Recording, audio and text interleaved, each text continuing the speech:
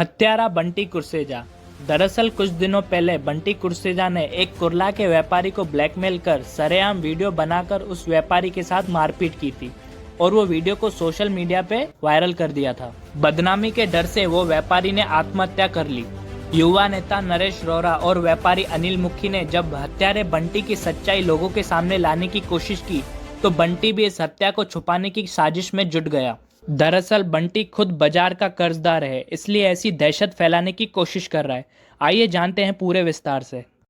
2015 में नरेश रोहरा और अनिल मुखी ने मेरे ऊपर 307 करवाया था। मुख्य आरोपी ये दोनों उसमें। तो वो केस को चलते अभी भी ये लोग मेरे को टॉर्चर कर रहे हैं, भाई ये केस पीछे वापस ले, तेरा वीडियो अपलोड करेंगे, तेरे लिए तेरे फैमिली के लिए 3 वीडियो किए। तो मैं नहीं डरा, निडरता से खड़ा रहा। फिर भी अभी उस दिन गोपी वाधवानी मेरे घर पे आया है बिल्डिंग के नीचे, उसका मेरे पास सर ऑडियो क्लिप भी है, वीडियो भी है। भाई तू बंटी केस वापस ले, नरेश रोहरा से स्पीकर पे बात कर रहा है, वो ऑडियो भी है मेरे पास। नरेश रोहरा भी बोल रहा है बाबा ये वीडियो रेडी है बंटी, तेरा वीडियो मैं फैमिली का वीडियो अपलोड करूँगा अगर तूने केस वापस नहीं लिया, एफिडेविट नहीं दिया तो। और गोपी वाधवानी भी बोल रहा है और कोई डिमांड है क्या आपका, उससे पूछ रहा है। तो सब है। और वो जो वीडियो डाउनलोड हुआ है ना, आखिर उसने वीडियो डाल ही दी। 3-4 बार ये बोलने के बाद भी भाई इसने धमकियां जो भेजी थी, आखिर 18 तारीख को मेरे को सवेरे सवेरे फ़ोन आया, बंटी तेरे फैमिली के लिए डाला है, गलत अफवाहें फैला दी मेरे फैमिली के लिए। मैंने केस वापस नहीं लिया और पंचायत नहीं छोड़ी गोपी वाधवानी के बोलने के तरफ से, और अनिल मुखी और नरेश रोहरा के बोलने से वापस नहीं ली। तो इनको वही तकलीफ़ हुई, आखिर इन्होंने वीडियो डाल दिया और फिर धमकियाँ दे रहे। ये मैंने इनके खिलाफ FIR भी किया हुआ है,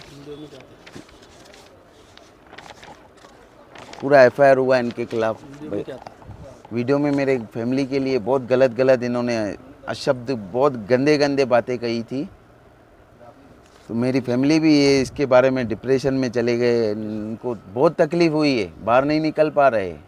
नरेश रोहरा एक भाजपा पदाधिकारी हैं और भाजपा जिस तरीके से महिलाओं की सुरक्षा की और उनके सम्मान की बात करती है, तो इसमें क्या कहना चाहेंगे आप भाजपा पदाधिकारी? सर सबको पता है भाजपा में, अभी भाजपा इनसे दूर हो जाए, होनी चाहिए सर इनके ये आने से, और इनको वोट नहीं मिलेंगे।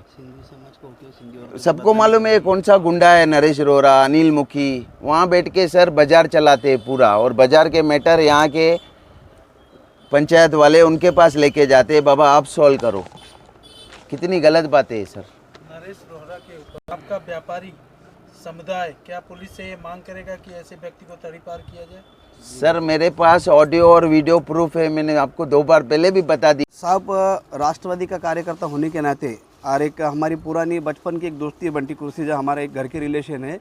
व्यापारियों के बारे में अगर बोला जाए तो 5 नंबर में जिस तरह से व्यापारियों को ब्लैकमेल किया जा रहा है, एक टीम वहाँ पे वर्क कर रही है जिसका नाम अभी बंटी ने उनके केस में भी दर्ज किया है। उन्होंने भी बोला है नरेश रोहरा है, कोई इसका नाम अनिल मुखी, ऐसे एक टीम है जो व्यापारियों के मसले सॉल्व करने के चक्कर में या तो वो बैठक कराने के उनसे बड़े रकम ऐंठती है, खंडनी के तौर पर उनको डरा धमका कर ब्लैकमेलिंग करके बहुत बड़ी रकम उनसे ली जा रही है, और उनको बदनामी का डर भी दिया जा रहा है। उसी कारण व्यापारी वर्ग सामने नहीं आ रहा है, और ये घटना काफ़ी समय से, इससे उल्लासनगर की छवि हमारी ख़राब हो रही है।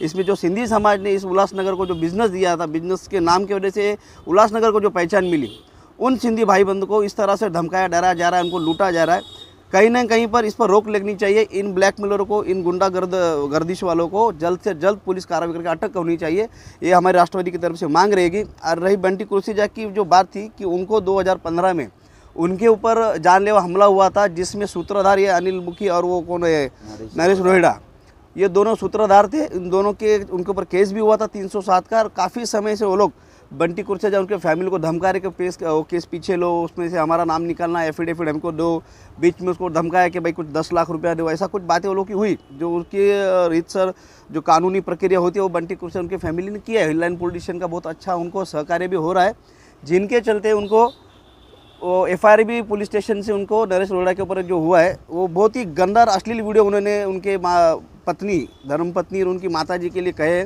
क्योंकि गैर मर्दों से संबंध ये वो सब। मुझे बुरा इस बात का लग रहा है कि जहाँ पर अभी आप पत्रकार भाई ने बोला कि भाजपा बहुत महिला के सम्मान में ये वो सब तामझाम करती रहती है, पर जो सिंधी समाज का भाजपा कार्यकर्ता होने के बाद सिंधी औरतों की इस तरह से समाज में बदनामी करता है, गंदी गंदी बातें बोल के पूरे समाज की औरतों को बदनाम करता है, क्या इस पर भाजपा के वरिष्ठ आला नेताओं को कार्रवाई करनी चाहिए? क्या अपनी आत्मा को टटोलना चाहिए कि इस तरह से हमारे सिंधी भाई बहन की, सिंधी माँ की इस तरह से हम बदनामी कर रहे हैं? और मैं सभी सिंधी व्यापारियों से हाथ जोड़ के विनती करूंगा कि इस उल्लासनगर को पहचान आपके व्यापार, आपकी मेहनत की वजह से मिली है, और आप जब तक एक है तब तक ये उल्लासनगर आपके लिए है।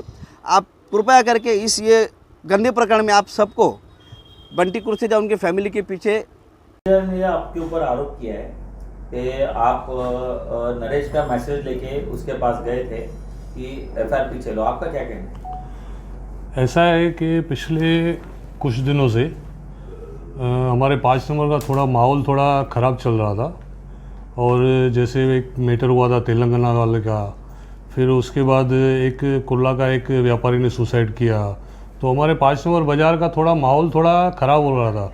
और पहले ही बिज़नेस में थोड़ा आजकल सिलेक्ट चल रहा है, मंदी चल रहा है, फिर ऊपर से ये सारी बातें होने के बाद बाहर से कस्टमर आने थोड़े ऐसे लग रहे थे कि व्यापार के ऊपर फ़र्क पड़ रहा है।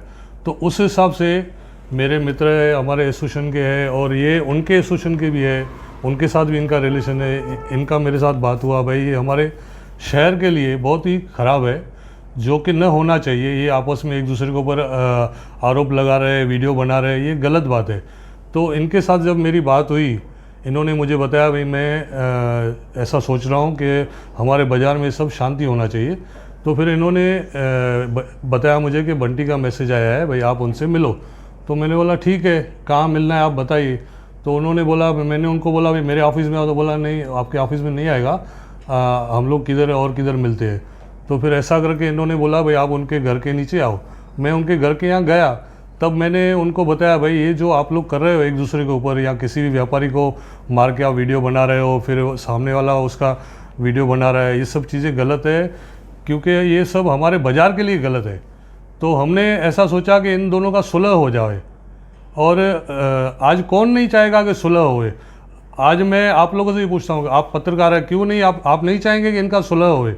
और आज ये हमारा जो उल्लासनगर है व्यापारियों का नगर है, तो यहाँ पे हम लोग बिज़नेस करने को बैठे हैं, न कि इस तरह के एक दूसरे के ऊपर आरोप लगा के वीडियो बना के, क्योंकि इसका इम्पैक्ट जो है ना हमारे व्यापार और समाज के ऊपर बहुत ही गलत जा रहा है। आज से 25-30 साल पहले दिल्ली में भी ऐसा ही था, वहाँ सिटी का नाम खराब हो गया था, वहाँ का बिज़नेस पूरा ठप हो गया था। फिर अब जाके 10-15 साल के बाद उनका नाम सुधरा, तो वहाँ का बिज़नेस, हम लोग को ये डर है कि कहीं उल्लासनगर का भी नाम अगर इसी तरह से ख़राब हो गया तो बाहर से व्यापारी कहाँ से आएंगे? कोई व्यापारी नहीं आएगा बाहर से, तब हम लोग क्या करेंगे? तो मेरी आप लोगों से भी यही दरख्वास्त है कि ये सब आरोप प्रत्यारोप वीडियो सब बंद होना चाहिए, और इन लोगों को बैठ के सुलह करना चाहिए। तुमने जो फ़ोन लगा के दिया था उनको ऐसे मांगे कि केस पीछे ले? मैंने कोई ऐसी उनसे पैसे वैसे की कोई बात नहीं की है। हम लोग वहाँ पे सकारात्मक भूमिका निभाने गए थे, मध्यस्थता करने गए थे, पैसों की कोई बात नहीं हुई थी वहाँ पे। बस बाजार का जो माहौल ख़राब हो रहा था उसको सुधारने के लिए हम लोग गए थे। गोपी खुद गए थे कि आप लेके गए थे? जी दोनों गए थे। मैंने गोपी से रिक्वेस्ट की थी भाई चलो मध्यस्थता करते हैं, कोई बीच का रास्ता निकाल लेते हैं। सर जी, आपके खिलाफ इनलाइन पुलिस स्टेशन में एक महिला के लिए अपशब्द कहने के ऊपर अपने मामला दर्ज हुआ, क्या है? हाँ, ऐसा मुझे मालूम पड़ा, मामला दर्ज हुआ है। मैंने मेरे वकील को बोला एफआईआर आएगी, एफआईआर पढ़ के देखेंगे उसमें क्या है। इसमें जो बंटी है उसके ऊपर 307 का मतलब अटैक टू मर्डर का सामने आया था मामला, उसमें वो जो केस पीछे लेने के लिए आप दबाव तंत्र का वो इस्तेमाल कर रहे हैं, ऐसा कहना है उसका? नहीं, ऐसा कुछ नहीं है। और वो केस को तकरीबन 2015-16 की बात है, तो 2015-16 के बीच में 6-7 साल हो गया है, तो आज मैं उसको दबाव कर रहा हूँ, ये कौन सा हिसाब है? व्यापारी को आप ब्लैकमेल करते हो, मारते हो, नंगा करके मारते हो, सब सारे शब्द कहे उन्होंने आपके खिलाफ। ऐसा कुछ होता तो पुलिस स्टेशन खुली पड़ी है, पुलिस स्टेशन में कोई दरवाज़ा है नहीं, कोई भी जाके कंप्लेन कर सकता है। उन्होंने कहा कि आपके कहिए आप अवैध धंधे है और अवैध धंधे चलाने वाला एक सराइत गुनहगार है। उसके लिए भी पुलिस प्रशासन है ना, अगर मेरा कोई अवैध धंधा है तो मेरे ऊपर कार्रवाई पुलिस करेगी। आपको और बंटी का कुछ पर्सनल झगड़ा बिगड़ा पुराना कुछ? नहीं, कुछ भी नहीं, 0-0, कोई झगड़ा बगड़ा कुछ भी नहीं हमारा। व्यापारी को आप टॉर्चर करके पैसा वसूलते हो? आप अगर ऐसे उनका ऐसा आरोप है कि मैं व्यापारी को टॉर्चर करके पैसा वसूलता हूँ। पूरी दुनिया को मालूम है किसने किसको टॉर्चर किया, क्या किया।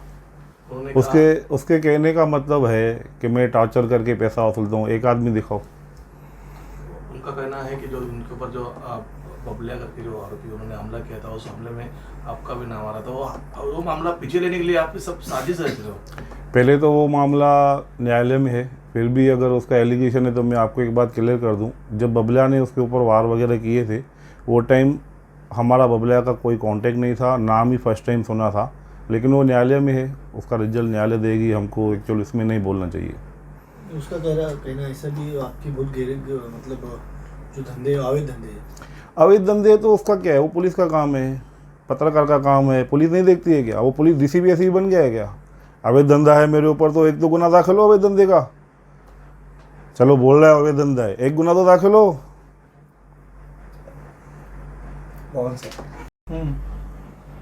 आपके ऊपर बंटी आरोप कर रहा है, क्या रीजन है इसका?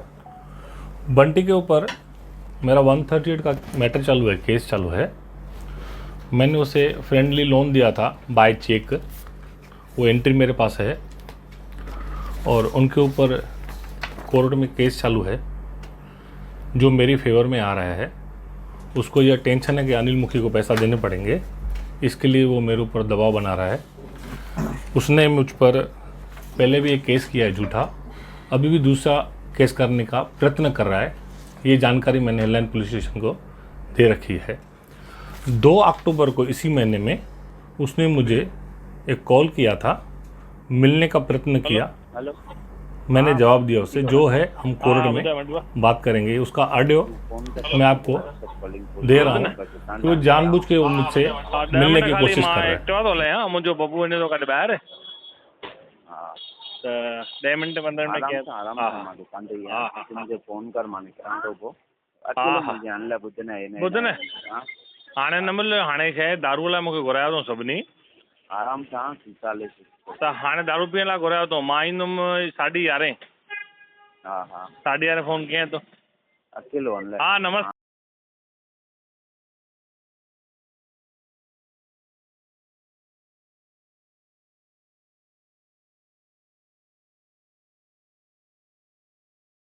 ये एक गलत व्यापारी है, लोगों का पैसा दबा के नहीं देता है, ये हैबिचुअल है।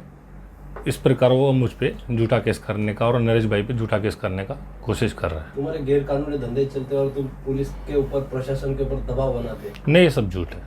अगर प्रशासन के ऊपर दबाव रहता तो मुझ पे ऐसा झूठा एफआईआर पहले क्यों होता था?